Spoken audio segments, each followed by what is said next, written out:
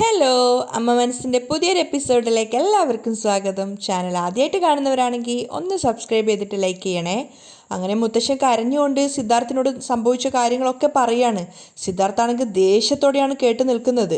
അതിനുശേഷം അദ്ദേഹം കരഞ്ഞുകൊണ്ട് പറയുന്നുണ്ട്, ഇങ്ങനെയുള്ളൊരു അവസ്ഥയൊക്കെ കാണാൻ വേണ്ടിയിട്ടാണോ ദൈവം ഇനിയും എനിക്ക് ആയുസ് തന്നതെന്ന് അറിയില്ല. ഒന്നും ചെയ്യാനാവാതെ നിസ്സഹായനായിട്ട് നിൽക്കാനേ എനിക്ക് സാധിച്ചുള്ളൂ. അതിനുശേഷം അദ്ദേഹം ദേഷ്യത്തോടെ സിദ്ധാർത്ഥിനോട് പറയുന്നുണ്ട്, നിന്റെ അങ്കിളുടെ മേലെ കൈവച്ച ആ മനോഹരൻ്റെ കൈ തല്ലി ഒടിക്കണം. സിദ്ധാർത്ഥും അതേ വാശിയോടെ തന്നെയാണ് ഉണ്ടായിരുന്നത്. അതുകൊണ്ട് അവനും പറയുന്നുണ്ട്, മുത്തശ്ശ, ഇത് ഞാൻ വെറുതെ വിടാൻ വേണ്ടി പോകുന്നില്ല. ഇപ്പം തന്നെ പോയി ഞാൻ അച്ഛനോടും അമ്മയോടും സംസാരിക്കും. പിന്നെ നിങ്ങൾ പറഞ്ഞതുപോലെ അങ്കിളുടെ കൈ ഒടിച്ച ആ മനോഹരൻ്റെ കൈ ഞാൻ ഒടിക്കാതെ വിടില്ല. സിദ്ധാർത്ഥ നേരെ പോയത് ടെറസിലേക്കാണ്. അതേസമയം ടെറസിൽ ഇതൊന്നും അറിയാതെ മദ്യപിച്ചുകൊണ്ടിരിക്കുകയാണ് മനോഹരൻ. അയാൾ നല്ല ആസ്വദിച്ച് മദ്യപിക്കുകയാണ്. ആ സമയത്ത് ഒരു കൂട്ടുകാരൻ വിളിച്ച് ഫോണൊക്കെ എടുത്തിട്ട് സംസാരിക്കുന്നുണ്ട്. അപ്പോഴേക്കും തല്ലാനുള്ള ദേഷ്യത്തോടെ സിദ്ധാർത്ഥ കയറി മുകളിലേക്ക് പോകുന്നുണ്ടായിരുന്നു. ഇതൊന്നും അറിയാതെ മനോഹരൻ കൂട്ടുകാരനോട് പറയാണ്, ജീവിതം ആസ്വദിച്ച് പോവല്ലടാ, എനിക്കെന്താ കുറവ്? 4 നേരം കഴിക്കാൻ വായിക്ക് രുചിയായിട്ടുള്ള അടിപൊളി ഭക്ഷണം, അത് കഴിഞ്ഞ് സുഖമായിട്ട് കിടന്നുറങ്ങാൻ അടിപൊളി പട്ടുമെത്ത. ഇതിന് മേലെ ഒരു മനുഷ്യന് നന്നായിട്ട് ജീവിക്കാൻ എന്തു വേണം? ഞാനിവിടെ പരമസുഖത്തിലാടാ ജീവിക്കുന്നത് എന്നും പറഞ്ഞ് മദ്യപിച്ചുകൊണ്ട് സംസാരിക്കുകയാണ്. അപ്പോഴാണ് അയാളെ തെരഞ്ഞുകൊണ്ട് സിദ്ധാർത്ഥ മുകളിലേക്ക് വന്നത്. സിദ്ധാർത്ഥ നോക്കുമ്പോൾ അയാൾ ഫോണിൽ സംസാരിച്ചുകൊണ്ടിരിക്കുകയാണ്. സിദ്ധാർത്ഥ ദേഷ്യത്തിൻ്റെ കൊടുമുടിയിലാണ് ഉണ്ടായിരുന്നത്. ആ വെറുപ്പോടു കൂടിയാണ് മനോഹരനെ നോക്കുന്നത്. മനോഹരൻ സംസാരിച്ചുകൊണ്ടിരിക്കുമ്പോഴാണ് സിദ്ധു തന്നെ നോക്കി നിൽക്കുന്നത് കണ്ടത്. ആ സമയത്ത് മനോഹരൻ ചെറിയൊരു പേടിയോടെ മെല്ലെ ഫോണ് പിടിച്ച് താഴ്ത്തി വെക്കുകയാണ്. സിദ്ധാർത്ഥിനെ കണ്ടപ്പോൾ തന്നെ അയാൾക്ക് ചെറുതായിട്ട് പേടിയായിട്ടുണ്ടായിരുന്നു. സിദ്ധു എന്തെങ്കിലും ചെയ്യുമോ വിചാരിച്ചിട്ട്. അതുകൊണ്ട് തന്നെ തലതാഴ്ത്തിയിരിക്കുകയാണ്. സിദ്ധു മെല്ലെ നടന്ന് അയാളുടെ അടുത്തേക്ക് വന്നിട്ട് സംസാരിക്കുന്നുണ്ട്. പക്ഷെ മനോഹരൻ മൈൻഡാക്കുന്നില്ല. സിദ്ധാർത്ഥ ദേഷ്യത്തോടെ അയാളെ പിടിച്ച് എഴുന്നേൽപ്പിക്കുകയാണ്. എഴുന്നേക്കടാ, നിനക്ക് എത്രമാത്രം ധൈര്യം ഉണ്ടായിട്ടാണ് നീ എൻ്റെ അങ്കിളുടെ മേലെ കൈവച്ചത്? അതിനൊന്നും മനോഹരൻ മറുപടി പറയുന്നില്ല. സിദ്ധാർത്ഥ അവിടെ ഉണ്ടായിരുന്ന മദ്യക്കുപ്പിയും അതുപോലെ അയാൾ ഇരുന്നിട്ടുണ്ടായിരുന്ന ആ ഒരു ചെയറും ഒക്കെ തള്ളുകയാണ്, നിലത്തേക്ക് വലിച്ചിടുകയാണ്. എന്നിട്ട് പറയുന്നുണ്ട്, ഇങ്ങനെയൊക്കെ ചെയ്തിട്ട് ഒന്നും അറിയാത്തതുപോലെ ഇവിടെ ഇരുന്ന് മദ്യപിച്ച് ആസ്വദിക്കുകയാണല്ലേ? സിദ്ധുവിന് അവൻ്റെ കൊലവെറി അടങ്ങുന്നുണ്ടായിരുന്നില്ല. അവൻ കവിള് നോക്കി ആദ്യം ഒന്ന് പൊട്ടിച്ചു കൊടുക്കുകയാണ്. അപ്പോൾ മനോഹരൻ പറയുന്നുണ്ട്, ഇങ്ങോട്ട് നോക്ക് സിദ്ധു, എൻ്റെ മേലെ ഒരു തെറ്റുമില്ല. നിന്റെ അങ്കിൾ എന്നെ അടിക്കാൻ വന്ന് ആ സമയത്ത് ഞാൻ വെറുതെ കൈവച്ചൊന്ന് തടുത്തതാണ്. ഓ, എന്താ പറഞ്ഞത്? സിദ്ധു കളിയാക്കുകയാണ്. നിന്റെ അച്ഛനാണ് നിന്റെ അങ്കിളിനെ പിടിച്ച് താഴത്തേക്ക് തള്ളിയിട്ടത്, അല്ലാതെ ഈ പ്രശ്നമായിട്ട് എനിക്ക് യാതൊരു ബന്ധവും ഇല്ല. അപ്പോൾ സിദ്ധാർത്ഥ ഒന്നുകൂടെ പൊട്ടിച്ചു കൊടുക്കുന്നുണ്ട് കവിളിൽ. എന്നിട്ട് പറയുന്നുണ്ട്, ഓ, നിന്നെപ്പറ്റി എനിക്ക് അറിയില്ലല്ലോ അല്ലേ? സിദ്ധു കൂട്ടിയും കവിളിൽ നോക്കി തല്ലുകയാണ്. അവസാനത്തെ തല്ല് കൊണ്ടപ്പോഴേക്കും മനോഹരൻ അവിടെ നിലത്ത് വീഴുന്നുണ്ട്. എന്നിട്ടും എഴുന്നേറ്റ് വന്നിട്ട് സിദ്ധുവിന് നേരെ വിരൽ ചൂണ്ടിയിട്ട് പറയാണ്, നോക്ക്, ഞാൻ മര്യാദക്കാണ് സംസാരിച്ചത്, ഇതിൽ എനിക്കൊരു ബന്ധവും ഇല്ല, ഇനി എന്നെ തല്ലരുത്. അപ്പോൾ സിദ്ധു പറയുന്നുണ്ട്, കള്ള റാസ്കൽ, നിനക്ക് എത്രത്തോളം ധൈര്യം ഉണ്ടായിട്ടാണ് നീ എൻ്റെ അങ്കിളിൻ്റെ മേലെ കൈവച്ചത്? എന്നിട്ട് മനോഹരൻ്റെ വലത് കൈ എടുത്ത് പിടിച്ചിട്ട് ദേഷ്യത്തോടെ ചോദിക്കുകയാണ്, ഈ കൈ വെച്ചിട്ടാണോ നീ എൻ്റെ അങ്കിളിനെ അടിച്ചത്? എന്നിട്ട് കൈ പിടിച്ച് ബാക്കോട്ടേക്ക് വെച്ച് തിരിക്കുകയാണ്. മനോഹരൻ വേദന കൊണ്ട് പൊളയുന്നുണ്ടായിരുന്നു. വിട് വിട് വിട് വിട് വിട്, വേദനിക്കുന്നുടാ. മനോഹരൻ കരഞ്ഞ് ആർത്ത് വിളിച്ചിട്ട് സിദ്ധുവിനെ എങ്ങനെയോ പിടിച്ച് തള്ളിയിട്ട് ഒരു റൂമിലേക്ക് ഓടിക്കയറുകയാണ്. സിദ്ധു വിടുവോ? സിദ്ധു പിന്നാലെ പോയിട്ട് വാതിൽ വലിച്ച് തുറന്നിട്ട് അയാൾക്കൊപ്പം തന്നെ കയറി വാതിലടച്ചതിന് ശേഷം മനോഹരനെ പൊതിരെ തല്ലുകയാണ്. തല്ലുകൊണ്ട് മനോഹരൻ ഒരു പരുവായിട്ടുണ്ടായിരുന്നു. അയാളുടെ ഡ്രസ്സൊക്കെ ഫുള്ള് കീറിയിട്ടുള്ളത്. അപ്പോൾ സിദ്ധാർത്ഥ അയാളെ പിടിച്ച് എഴുന്നേൽപ്പിക്കുകയാണ്. എന്നിട്ട് വാൺ ചെയ്തിട്ട് പറയുന്നുണ്ട്, ഇങ്ങോട്ട് നോക്ക്, ഇനി മേലെ ഞങ്ങളുടെ കുടുംബ വിഷയത്തിൽ തലയിട്ടാൽ നിന്നെ കണ്ടം തുണ്ടായി വെട്ടി അരിഞ്ഞു കളയും. അല്ലടാ, എൻ്റെ അങ്കിളുടെ വീട്ടിൽ തന്നെ താമസിച്ചിട്ട് അങ്കിളിനോട് പുറത്തു പോകാൻ പറയാൻ മാത്രം നിനക്ക് ആരെ ഇത്രമാത്രം ധൈര്യം തന്നത്? സിദ്ധാർത്ഥിന് കലി കയറുന്നുണ്ടായിരുന്നു. ഒരു നിമിഷം പോലെ ഇനി നീ വീട്ടിലുണ്ടാവാൻ പാടില്ല എന്നും പറഞ്ഞിട്ട് മനോഹരനെ പിടിച്ച് താഴത്തേക്ക് വരികയാണ്. മുത്തശ്ശി അവിടെ ഇരുന്ന് ചായ കുടിച്ചുകൊണ്ടിരിക്കുകയാണ്. മുത്തശ്ശൻ അടുത്ത് തന്നെ സോഫയിലുണ്ടായിരുന്നു.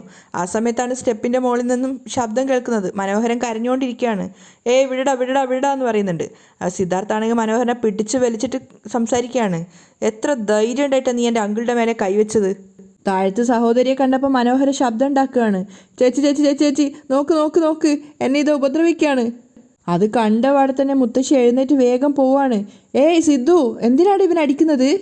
നീ എന്തിനാ ഇവനെ അടിക്കുന്നത്? അപ്പോൾ സിദ്ധാർത്ഥ മുത്തശ്ശിയോട് പറയുന്നുണ്ട്, ആരെ വീട്ടിലിരുന്നിട്ടാണ് ആരെയാണ് ഇവൻ കൈവച്ചത്?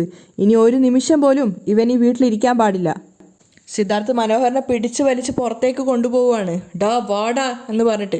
അപ്പോൾ അയാൾ ചേച്ചിയുടെ നേരെ ഇങ്ങനെ കൈകൂപ്പിക്കൊണ്ട് പറയുന്നുണ്ട്, ചേച്ചി ചേച്ചി ചേച്ചി ചേച്ചി, എന്നെ ഇതാ പുറത്തേക്കാൻ പോവുക ചേച്ചി.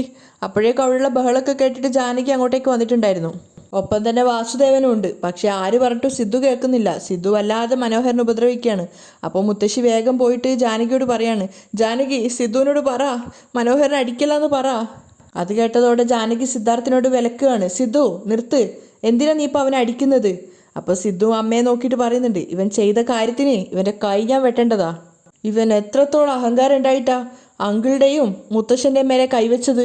അതിന് ജാനകിയും വാസുദേവനും ഒന്നും മറുപടി പറയുന്നില്ല. അപ്പോൾ സിദ്ധാർത്ഥ് മനോഹരനോട് പറയുന്നുണ്ട്, ഇനി അങ്ങോട്ട് ഈ വീട്ടിൽ നീ ഉണ്ടാവാൻ പാടില്ല, ഇറങ്ങിപ്പോടാ. അത് നീയല്ല പറയേണ്ടത്, മേഘ പറയട്ടെ. മനോഹരൻ പറയുന്നുണ്ട്, മേഘ പറയും. എന്നിട്ട് ഒന്നും കൂടി കൈയോങ്ങാണ്. എന്നിട്ട് പറയുന്നുണ്ട്, മേഘ എന്താ കഷ്ടപ്പെട്ട് സമ്പാദിച്ചുണ്ടാക്കിയതാണോ ഈ വീട്? എൻ്റെ ആൻറ്റിയെ പറ്റിച്ചിട്ട് കള്ളത്തരത്തിലൂടെ സ്വന്തം പേരിലേക്കാക്കിയതാ.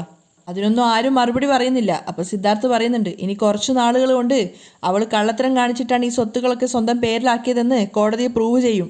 അതിനുശേഷം മേഘ കമ്പി എണ്ണുന്നത് കണ്ടോ? അപ്പോൾ മനോഹരൻ വീണ്ടും വെല്ലുവിളിക്കുകയാണ്, മേഘ അവളുടെ പേരിൽ ചേരേണ്ട സ്വത്തുക്കൾ തന്നെയാണ് അവളുടെ പേരിലാക്കിയത്, അല്ലാതെ അവളാരും പറ്റിച്ചിട്ടൊന്നുമില്ല. അപ്പോൾ സിദ്ധാർത്ഥ് പുച്ഛത്തോടെ പറയുന്നുണ്ട്, നിന്നോടൊന്നും മറുപടി പറയേണ്ട കാര്യമില്ല, അനങ്ങാതെ ഇറങ്ങി പോകാൻ നോക്കടാ. അപ്പോൾ മനോഹരനും തിരിച്ചു പറയാണ്, നീ പോലും ഇപ്പം നിൽക്കുന്നത് മേഘയുടെ വീട്ടിലാണ്, എന്നോട് പുറത്തേക്ക് പോകാൻ പറയാൻ നിനക്കൊരു യോഗ്യതയില്ല.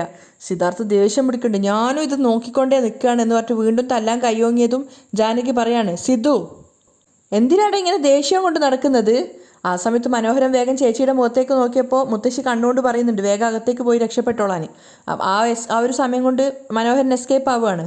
അപ്പോൾ സിദ്ധാർത്ഥ് അമ്മയോട് പറയുന്നുണ്ട്, ഓ ഞാനാണോ ഭ്രാന്ത് പിടിച്ചതുപോലെ നടക്കുന്നത്? അമ്മ, നിങ്ങളൊക്കെയാണ് സ്ഥിരകാല ബോധമില്ലാതെ സ്വയം മനസ്സിലാക്കാതെ നടക്കുന്നത്. വീട്ടിൽ വന്ന അങ്കിളിനെയും ആൻറ്റിയെയും ഒരു മര്യാദയില്ലാതെ നിങ്ങൾ അപമാനിച്ചു വിട്ടു. ഈ മനോഹരൻ എന്താ ചെയ്തത്? മുത്തശ്ശൻ്റെ അങ്കിളുടെ മേലെ കൈവച്ചു. നിങ്ങളൊക്കെ അത് നോക്കി നിന്ന് ആസ്വദിച്ചു അല്ലേ? ആരും മറുപടി ഇല്ലാതെ നിൽക്കുകയാണ്. അപ്പോൾ സിദ്ധു പറയുന്നുണ്ട്, അച്ഛൻ വരെ അങ്കിളിനെ തല്ലി. അപ്പോൾ വാസുദേവൻ പറയാണ്, മഹേന്ദ്രൻ വായ്ക്ക് വായി വന്നതൊക്കെ പറഞ്ഞു. അയാൾക്ക് മറുപടി കൊടുക്കാൻ ഇതിലും നല്ലത് വേറൊന്നും ഇല്ലാത്തത് കൊണ്ട് തിരിച്ച് നല്ല മറുപടി കൊടുത്തു. അതിന് നീ എന്തൊക്കെയാ ഇപ്പം പറഞ്ഞുണ്ടാക്കാൻ പോകുന്നത്? അപ്പോൾ സിദ്ധു ചോദിക്കുകയാണ്, അച്ഛാ എന്തൊക്കെയാ അച്ഛാ നിങ്ങൾ ഈ പറയുന്നത്? അവനോ ഒരു മനസാക്ഷി ഇല്ലാതെ സംസാരിക്കുക, നിങ്ങളും അതുപോലെ തന്നെയാണോ പെരുമാറുന്നത്? എന്നിട്ട് സിദ്ധു അമ്മയോട് ചോദിക്കുന്നുണ്ട്, അമ്മ അങ്കിളില്ലെങ്കിൽ ഈ കുടുംബം തന്നെ ഇല്ല, അത് നിങ്ങൾക്ക് നന്നായിട്ട് അറിയുമല്ലോ അല്ലേ? അപ്പോൾ വാസു സിദ്ധുവിനോട് പറയാണ്, നിൻ്റെ അങ്കിള് നമുക്ക് ഫ്രീ ആയിട്ടൊന്നുമല്ല ഒന്നും ചെയ്തു തന്നത്. നിൻ്റെ അമ്മയുടെ 2 കാലുകളും ഇങ്ങനെ നഷ്ടപ്പെടുത്തിയിട്ട് നമുക്ക് ചെയ്തു തന്ന ഒരു പ്രായശ്ചിത്തം മാത്രമാണ് നമ്മുടെ ജീവിതം. അതുകൊണ്ട് മാത്രമാണ് ഇത്രയും കാലം അയാൾ നമ്മളെ നന്നായിട്ട് നോക്കിയത്. അതൊന്നും മനസ്സിലാക്കാതെ നീ വെറുതെ അയ്യോ അങ്കിള് അങ്കിള് എന്ന് പറഞ്ഞിട്ട് അങ്ങനെ ജീവശ്വാസം ഒന്നും കളയണ്ട. അപ്പോൾ സിദ്ധു അച്ഛനോട് പറയുന്നുണ്ട്, എന്താ അച്ഛാ നിങ്ങൾ പറയുന്നതൊക്കെ തെറ്റാണ് അച്ഛാ. നിങ്ങൾ ചെയ്ത ആ ഒരു തെറ്റ് അദ്ദേഹം കണ്ടുപിടിച്ചു എന്നുള്ളൊരൊറ്റ കാരണം കൊണ്ടല്ലേ ഇന്ന് നിങ്ങൾക്കിപ്പോൾ അദ്ദേഹത്തെ കണ്ടുകൂടാത്തത്? അപ്പോൾ ജാനകി സിദ്ധാർത്ഥിനെ തടയാൻ ശ്രമിച്ചപ്പോൾ വാസുദേവൻ പറയുന്നുണ്ട്, കണ്ടില്ലേ ജാനകി, നമ്മുടെ മോൻ തന്നെ നമ്മളാണ് തെറ്റ് ചെയ്തേന്ന് നിർത്താതെ പറഞ്ഞുകൊണ്ടിരിക്കുകയാണ്. സിദ്ധുവിന് ദേഷ്യം വന്നിട്ടുണ്ടായിരുന്നു. അച്ഛാ മിണ്ടാണ്ട് നിൽക്കച്ചാ. അതിനുശേഷം സിദ്ധു അമ്മയോട് ചോദിക്കുകയാണ്, അമ്മ നിങ്ങളുടെ മനസ്സ് തൊട്ട് പറയാമ്മ, അങ്കിള് സത്യത്തിൽ നിങ്ങളോട് സ്നേഹത്തോടെയല്ലേ പെരുമാറിയത്? നമ്മളെ കുടുംബത്തെ അദ്ദേഹത്തിൻ്റെ കുടുംബമായിട്ടല്ലേ അമ്മ അവർ കണ്ടിട്ടുണ്ടായിരുന്നത്? അതിനൊന്നും ജാനകിക്ക് പ്രത്യേകിച്ച് മറുപടിയില്ല. അവർ സങ്കടത്തോടെ തലതാഴ്ത്തി ഇരിക്കുന്നുണ്ട്. പക്ഷേ പെട്ടെന്ന് തന്നെ പറയുകയാണ്, സിദ്ധു ഞാനിന്ന് ഈ അവസ്ഥയിലാവാൻ കാരണം എൻ്റെ സഹോദരനാണ്. അപ്പോൾ പിന്നെ എനിക്കും എൻ്റെ മക്കൾക്കും ജീവിതകാലം മുഴുവൻ അദ്ദേഹം തന്നെ ആ ഒരു ഉപകാരം ചെയ്യണം. അത് അദ്ദേഹത്തിൻ്റെ കടമയാണ്. പക്ഷേ ഇന്ന് ആ ചന്ദ്രികയെ നിനക്ക് കല്യാണം കഴിച്ചു തരണമെന്ന് പറയാൻ വേണ്ടിയിട്ടാണ് അദ്ദേഹം ഇങ്ങോട്ടേക്ക് വന്നത്. എനിക്ക് ആ ബന്ധത്തിൽ താല്പര്യമേ ഇല്ല, അതുകൊണ്ട് പറ്റില്ല എന്ന് പറഞ്ഞു. അമ്മ പറയുന്നത് സിദ്ധു കേട്ടു നിൽക്കുകയാണ്. അപ്പോൾ ജാനകി പറയുന്നുണ്ട്, അപ്പം തന്നെ അവരിവിടുന്ന് പോയിരുന്നെങ്കിൽ ഈ ഒരു പ്രശ്നമൊന്നും നടക്കില്ലായിരുന്നു സിദ്ധു. പക്ഷേ ചന്ദ്രികയെ കൊണ്ട് നിന്നെ കല്യാണം കഴിപ്പിച്ചേ അടങ്ങൂന്ന് അവർ വാശി പിടിച്ചു നിന്നു. അതുകൊണ്ടാണ് ഇവിടെ ചെറിയ ചെറിയ പ്രശ്നങ്ങളൊക്കെ നടന്നത്. സിദ്ധാർത്ഥ് ഒന്നും പറയാനാവാതെ നിൽക്കുകയാണ്. അപ്പോൾ ജാനകി പറയുന്നുണ്ട്, ഇങ്ങോട്ട് നോക്ക് സിദ്ധു, മേഘയാണ് ആരതിയുടെ കല്യാണം നടത്തുന്നത്.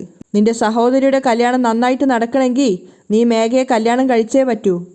സിദ്ധു ഷോക്കായിട്ട് നിൽക്കുകയാണ്. അപ്പോൾ ജാനകി പറയുന്നുണ്ട്, മേഘയ്ക്ക് നിന്നെ ഞാൻ കല്യാണം നടത്തി കൊടുക്കാമെന്ന് ഞാൻ അവൾക്ക് വാക്ക് കൊടുത്തതാണ്.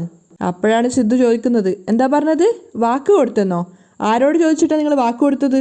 അപ്പോൾ ജാനകി തിരിച്ചു പറയാണ്, ഏയ് നീ എൻ്റെ മോനാടാ, ഞാൻ പറയുന്നത് നീ അനുസരിച്ച് തന്നെ ആവണം. അല്ലാതെ അതൊന്നും ശ്രദ്ധിക്കാതെ നിന്റെ അങ്കിളുടെ വാക്കും കേട്ട് ആ ചന്ദ്രികയെ കല്യാണം കഴിക്കാമെന്ന് നീ ആഗ്രഹിക്കുന്നുണ്ടെങ്കിൽ അത് നടക്കില്ല, ഒരിക്കലും നടക്കില്ല. അത് ഞാൻ നിനക്ക് ഉറപ്പ് തരാം. അമ്മ സിദ്ധു വിളിക്കുന്നുണ്ട്. അതേടാ, ചന്ദ്രികയെ കല്യാണം കഴിക്കാമെന്ന് നീ ഒരിക്കലും വിചാരിക്കേണ്ട. ഇപ്പം തന്നെ ഞാൻ നിനക്ക് വീണ്ടും അവസാനമായിട്ട് മുന്നറിയിപ്പ് തരികയാണ്, ചന്ദ്രികയെ നീ മറന്നേക്ക്. സിദ്ധു ഇങ്ങനെ ഞെട്ടിയിട്ട് നിൽക്കുമ്പോൾ ജാനകി വീണ്ടും ഭീഷണിപ്പെടുത്തുന്ന ശബ്ദത്തിൽ പറയാണ്, അല്ലെങ്കിൽ എന്നെയും നിന്റെ അച്ഛനെയും കൊന്നിട്ട് നീ ആ ചന്ദ്രികയെ പോയി കല്യാണം കഴിച്ചോ. സിദ്ധാർത്ഥ് അതിനെ എതിർത്ത് സംസാരിക്കില്ല എന്ന് അവർക്ക് ഉറപ്പായിരുന്നു. അതുപോലെ തന്നെ സിദ്ധു ഒന്നും പ്രതികരിക്കുന്നില്ല. അപ്പോൾ ജാനകി വാസുദേവനോട് അവിടുന്ന് പോവാന്ന് പറഞ്ഞിട്ട് അവർ രണ്ടുപേരും പോവാണ്. പിന്നാലെ തന്നെ മുത്തശ്ശിയും. നേരം പുലർന്നപ്പോൾ ഉമ്മറത്തിരുന്നിട്ട് പൂ കോർക്കുകയാണ് ജാനകി. അടുത്ത് തന്നെ പത്രം വായിച്ചുകൊണ്ട് വാസുദേവനും ഉണ്ട്. അപ്പോഴാണ് അങ്ങോട്ടേക്ക് മുത്തശ്ശിയും വരുന്നത്. മുത്തശ്ശി നോക്കുമ്പോൾ ചന്ദ്രികയുടെ വീട്ടിൽ അവൾ മുറ്റടിക്കാനുള്ള തയ്യാറെടുപ്പിലാണ്. ചന്ദ്രികയെ കണ്ട സമയത്ത് പരിഹാസത്തോടെ വാസുദേവനോട് മുത്തശ്ശി പറയുന്നുണ്ട്, ഇന്നലെ നീ മഹേന്ദ്രനോട് പറഞ്ഞത് വെച്ച് നോക്കുമ്പോൾ ഇനി ചന്ദ്രികയ്ക്ക് വേണ്ടിയിട്ട് സിദ്ധാർത്ഥിന് വിവാഹം ആലോചിച്ചിട്ട് മഹേന്ദ്രൻ വരില്ല. അപ്പോൾ വാസുവും പറയാണ്, ഞാൻ ജീവനോടെ ഉള്ളപ്പോൾ സിദ്ധാർത്ഥിനെ കൊണ്ട് ചന്ദ്രികയെ കല്യാണം നടത്തിക്കാൻ മഹേന്ദ്രനെ ഞാൻ അനുവദിക്കില്ല. അതെന്തായാലും നടക്കില്ല ചെറിയമ്മേ. അപ്പോൾ അവരും പരിഹാസത്തോടെ ചന്ദ്രിക മുറ്റടിക്കുന്നത് നോക്കി നിൽക്കുകയാണ്. ചന്ദ്രിക ഇതൊന്നും ശ്രദ്ധിക്കുന്ന പോലും ഉണ്ടായിരുന്നില്ല. അപ്പോഴേക്കും മേഘ 3 പേർക്കുള്ള കോഫി ആയിട്ട് വരികയാണ്. കോഫി വാങ്ങിച്ചതിന് ശേഷം വാസുദേവൻ മേഘയെ പുകഴ്ത്തുന്നുണ്ട്. രാവിലെ എഴുന്നേറ്റിട്ട് നിന്റെ കൈകൊണ്ട് ഇങ്ങനെ ഒരു കോഫി കുടിച്ചാൽ അന്നത്തെ ദിവസം തന്നെ വളരെ നന്നായിരിക്കും. മേഘ പുഞ്ചിരിച്ചുകൊണ്ട് നിൽക്കുമ്പോൾ മുത്തശ്ശി പറയാണ്, സിദ്ധുവിനെ കൊണ്ട് മേഘയെ കല്യാണം നടത്തിച്ചു കൊടുക്കുകയാണെങ്കിൽ ജീവിതകാലം മുഴുവൻ മേഘയുടെ കൈകൊണ്ട് നിങ്ങൾക്ക് ഇതുപോലെ നന്നായിട്ട് കോഫി കുടിക്കാം. അപ്പോൾ വാസുദേവൻ പറയാണ്, മേഘ തന്നെയാണ് എൻ്റെ മോനെ കല്യാണം കഴിക്കാൻ പോകുന്നത്. ആ ഒരു കാര്യത്തിൽ നിങ്ങൾക്ക് ഒരു സംശയവും വേണ്ട. ചന്ദ്രിക മുറ്റടിച്ച് വരികയാണെങ്കിലും ഇവരുടെ സംസാരിച്ചുകൊണ്ടിരിക്കുന്ന അവൾ കാണുന്നുണ്ടായിരുന്നു. അവൾ ഇങ്ങോട്ടേക്ക് തന്നെ നോക്കുകയാണ്, കേൾക്കുന്നില്ലെങ്കിലും. അപ്പോൾ മുത്തശ്ശി അങ്ങോട്ട് തന്നെ നോക്കിക്കൊണ്ട് നിൽക്കുകയാണ്. സിദ്ധാർത്ഥിനെ കൊണ്ട് മേഘയെ കല്യാണം കഴിപ്പിച്ചാൽ പിന്നെ ആ ചന്ദ്രിക എന്ത് ചെയ്യും എന്നവർ പരിഹാസത്തോടെ വാസുദേവനോട് ചോദിക്കുന്നുണ്ട്. അപ്പോൾ വാസുദേവൻ പറയുന്നുണ്ട്, കാലാകാലം ഇതേപോലെ തന്നെ നിൽക്കുമായിരിക്കും.